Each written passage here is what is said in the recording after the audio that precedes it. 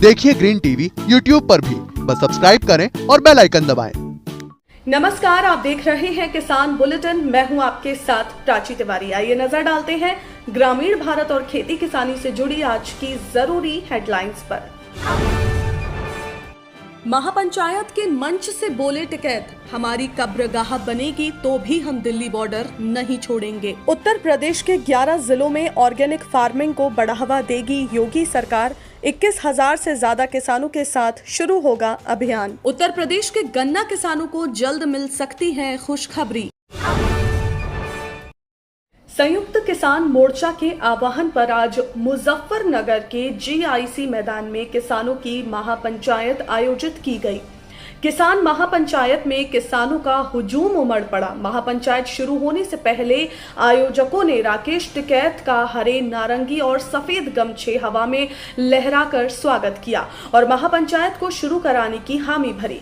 पंचायत स्थल पर भारी संख्या में युवा किसान नजर आए। किसानों का उत्साह किसी उत्सव से कम नहीं लग रहा था। किसान महापंचायत में महिलाओं की भी बढ़ चढ़कर भागीदारी देखी गई। भारतीय किसान यूनियन के प्रवक्ता राकेश टिकैत भी मुजफ्फरनगर जब मंच पर पहुंचे तो राकेश टिकैत ने दिल्ली बॉर्डर पर डटे किसानों को लेकर भी कई बातें कही। उन्होंने कहा कि भले ही वहां हमारी कब्रगाह बन जाए, लेकिन हम वहां से नहीं जाएंगे। उन्होंने भीड़ से अल्लाहू अकबर और हर हर महादेव के नारे भी लगवाए। कृषि कानूनों की वापसी की मांग को लेकर आयोजित इस महापंचायत में पश्चिम उत्तर प्रदेश समेत देश के दूसरे राज्यों के कुल 300 किसान संगठन शामिल हुए। इस महापंचायत में सबसे ज्यादा यूपी, पंजाब, हरियाणा, उत्तराखंड, राजस्थान से किसान शामिल हुए। वहीं पश्चिम बंगाल, केरल और तमिलनाडु राज्यों के किसान भी पहुंचे। किसान महापंचायत के मंच से प्रधानमंत्री नरेंद्र मोदी और उत्तर प्रदेश के मुख्यमंत्री योगी आदित्यनाथ के खिलाफ जमकर नारेबाजी भी हुई। आपको बता दें कि शनिवार से ही किसानों का मुजफ्फरनगर पहुंचना शुरू हो गया था। इस महापंचायत को लेकर पुलिस प्रशासन हाई अलर्ट पर रहे। भारतीय किसान यूनियन ने शनिवार से ही NH 58 के सिवायर टोल को फ्री करा दिया था और आज यानी रविवार को भी मेरठ से मुजफ्फरनगर के बीच टोल फ्री रहा। एडीजी मेरठ जोन राजीव सभरवाल ने बताया कि मुजफ्फरनगर महापंचायत के लिए special 20 CO, 1 DIG, 7 SP, 8 company PAC और 2 कंपनी RAF को एक्स्ट्रा में लगाया गया है। किसानों के लिए भोजन की व्यवस्था के लिए 500 लंगर सेवाएं भी शुरू की गई, जिसमें सैकड़ों ट्रैक्टर ट्रॉलियों पर चलने वाली मोबाइल लंगर भी आयोजित किए गए। महापंचायत में भाग लेने वाले किसानों के लिए 100 चिकित्सा शिविर भी लगाए गए।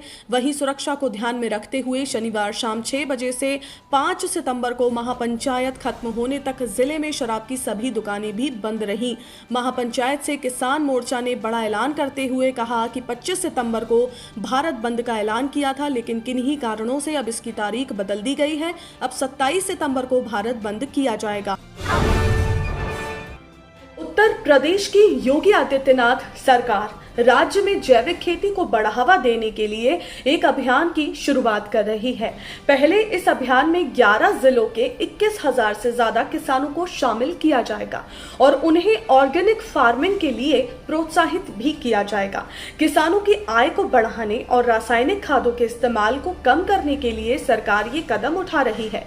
तो इस अभियान के तहत किसानों को गंगा नदी के किनारों पर जैविक खेती के लिए प्रोत्साहित किया जाएगा। अगर ये प्रयास सही परिणाम देता है तो न केवल खेती की लागत कम होगी, बल्कि कृषि उत्पादन और किसानों की आय में वृद्धि भी हो जाएगी। इस परियोजना के तहत गंगा नदी के किनारे स्थित 11 जिलों के 21,142 किसानों ने 14,000 हेक्टेयर क्षेत्र में 700 जैविक क्लस्टर बनाए हैं। इन किसानों ने खरीफ 2020 और रबी 2020-21 सीजन में जैविक खेती के तरीकों से विभिन्न फसलें उगाई हैं। दोनों सीजन से प्राप्त उत्पाद को किसानों ने प्रोसेस करने के बाद पैकिंग करके उच्च कीमतों पर बेचा है और अच्छा मुनाफा कमाया है। इन उत्पादों को विभिन्न अवसरों पर आयोजित मेलों, प्रदर्शनियों और संगोष्ठियों के स्टॉलों में प्रदर्शित किया गया था। इस परियोजना के तहत किसान अब तक 2 करोड़ रुपए के जैविक उत्पाद बेच चुके हैं। यूपी में जैविक खेती को बढ़ाने के साथ साथ सरकार ने किसानों के कल्याण के लिए कई और कदम भी उठाए हैं। उत्तर प्रदेश के गन्ना किसानों को जल्द ही बड़ी सौगात मिल सकती है।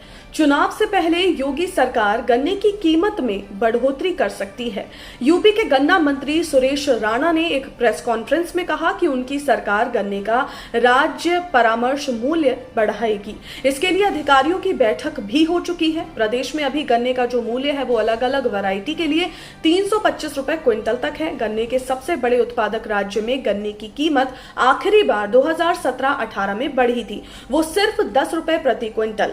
उसके बाद से कोई बढ़ोतरी नहीं हुई है। ऐसे में अब चुनाव है तो उम्मीद की जा रही है कि कीमतों में एक बार फिर से इजाफा हो सकता है। मौजूदा प्रदेश सरकार की तारीफ करते हुए गन्ना मंत्री सुरेश राणा ने कहा कि पिछले 4 साल में अब तक गन्ना किसानों को 1,42,311 करोड़ रुपए का भुगतान हुआ है। इस साल भी अब तक 84% भुगतान हो चुका है। पिछले 15 सालों में 3 सितंबर तक कभी भी 84% भुगतान नहीं हुआ है। उन्होंने आगे बताया कि गन्ना किसानों को 2016-17 में 14,998 करोड़ रुपए का भुगतान हुआ था। इसके बाद जब हमारी सरकार आई तो हमने भुगतान बढ़ा दिया। 2017-18 में 35,443 करोड़ रुपए का भुगतान गन्ना किसानों को किया गया। केंद्र सरकार कुछ दिनों पहले ही गन्ने की FRP 5 रुपए प्रति क्विंटल बढ़ाकर 2,090 रुपए प्रति क्विंटल कर भी चुकी है। ऐसे में अब चुनाव है तो उम्मीद की जा रही है कि कीमतों में इजाफा हो सकता है। प्रदेश में अभी गन्ना किसानों को गन्ने की कीमत 310 रुपए, 315 रुपए और 325 रुपए प्रति क्विंटल मिल रही है। 3 रेट वैरायटी के हिसाब से रखे गए हैं। FRP और SAP क्रमशः केंद्र और प्रदेश सरकारों की व्यवस्था है। केंद्र और राज्य सरकारें गन्ने की फसल का एक न्यूनतम मूल्य तय करती हैं। इस मूल्य या इससे ऊपर ही चीनी मिलें गन्ने की खरीद करने को बाध्य होती हैं। FRP वो न्यूनतम मूल्य है जिस पर चीनी मिलों को किसानों से गन्ना खरीदना होता है। Commission of agriculture cost and prices हर साल FRP की सिफारिश करता है। देश के कुल 5 राज्यों में SP व्यवस्था लागू है। आपको बता दें कि उत्तर प्रदेश देश का सबसे बड़ा गन्ना उत्पादक राज्य है। प्रदेश में सालाना लगभग 169 मिलियन टन यानी कि देश का 44% जो गन्ना है वो उत्तर प्रदेश में उत्पादित होता है। गन्ने की खेती से लगभग 38 लाख किसान भी जुड़े हुए हैं। तो ये थी वो खबरें जिन्हें हमने आप तक विस्तार से पहुंचाया, लेकिन इसके अलावा खबरें और भी हैं, तो आइए नजर डालते हैं बाकी खबरों पर। चौधरी चरण सिंह हरियाणा कृषि विश्वविद्यालय द्वारा विकसित बाजरे की उन्नत किस्में अब न केवल हरियाणा बल्कि देश के अन्य प्रदेशों में भी अपना परचम लहराएंगी। ये किस्में अन्य की तुलना में अधिक खनिज वाली हैं, इनमें पैदावार ज्यादा है और ये रोग रोधी भी हैं। इसके लिए विश्वविद्यालय ने पब्लिक प्राइवेट पार्टनरशिप के तहत तकनीकी व्यवसायीकरण को बढ़ावा देते हुए दक्षिण भारत की 3 प्रमुख कंपनियों से समझौता कर ज्ञापन पर हस्ताक्षर किए हैं। विश्वविद्यालय के कुलपति प्रोफेसर BR कंबोज ने कहा कि जब तक विश्वविद्यालय के वैज्ञानिकों द्वारा किया गया शोध किसानों तक नहीं पहुंच जाएगा तब तक उसका कोई फायदा नहीं है। इसलिए इस तरह के समझौते पर हस्ताक्षर कर विश्वविद्यालय का प्रयास है कि यहां से विकसित उन्नत किस्मों और तकनीकी को अधिक से अधिक किसानों तक पहुंचाया जा सके। इसके लिए विश्वविद्यालय निरंतर प्रयासरत है। समझौते के तहत विश्वविद्यालय द्वारा विकसित बाजरे की किस्मों HHB 67 संशोधित HHB 299 और HHB 311 का बीज तैयार कर कंपनियां किसानों तक पहुंचाएगी ताकि किसानों को उन्नत किस्मों के विश्वसनीय बीज मिल सके और उनकी पैदावार में इजाफा हो सके। बकरी पालन ऐसा व्यवसाय है जिसमें नुकसान होने की आशंका बहुत कम रहती है। किसान बकरी के दूध, मांस और उनके रेशों से अच्छी कमाई कर सकते हैं, तो बकरी के उत्पादों की मांग बाजार में हमेशा बनी रहती है। इसलिए भारतीय कृषि अनुसंधान परिषद नई दिल्ली के तहत केंद्रीय बकरी अनुसंधान संस्थान ने एक ऐसा मोबाइल एप्लीकेशन बनाया है जहां किसानों को बकरी पालन से जुड़ी नस्लों, योजनाओं सहित पूरी जानकारी मिलती है। सरकार और वैज्ञानिक इस दिशा में लगातार काम भी कर रहे हैं। इसी दिशा में केंद्रीय बकरी अनुसंधान संस्थान ने बकरी पालन ऐप बनाया है। बकरी पालन की शुरुआत के लिए ये मोबाइल ऐप बहुत ही कारगर साबित हो सकता है। इस मोबाइल ऐप में भारतीय बकरी की नस्लों के बारे में काफी जानकारी दी गई है। ये भी बताया गया है कि आप अगर बस मांस के लिए बकरी पालन करना चाहते हैं तो किन किस्मों का चुनाव करेंगे, या रेशे और दूध के लिए कौन सी नस्लें बेहतर होंगी। बकरी पालन में किन किन कृषि उपकरणों की जरूरत पड़ती है, या फिर चारा चारा उत्पादन आप कैसे करें, बकरी पालन मोबाइल ऐप में इन सभी बातों की जानकारी दी गई है। चारा उत्पादन और खेत तैयार करने में कौन कौन से यंत्रों की जरूरत पड़ती है, इसके बारे में भी इसमें जानकारी है। तो ऐप में बकरियों के स्वास्थ्य की देखभाल कैसे करें और उनके रहने के लिए आप आवास की व्यवस्था कैसे करें, इसके बारे में भी इसमें जानकारी दी गई है।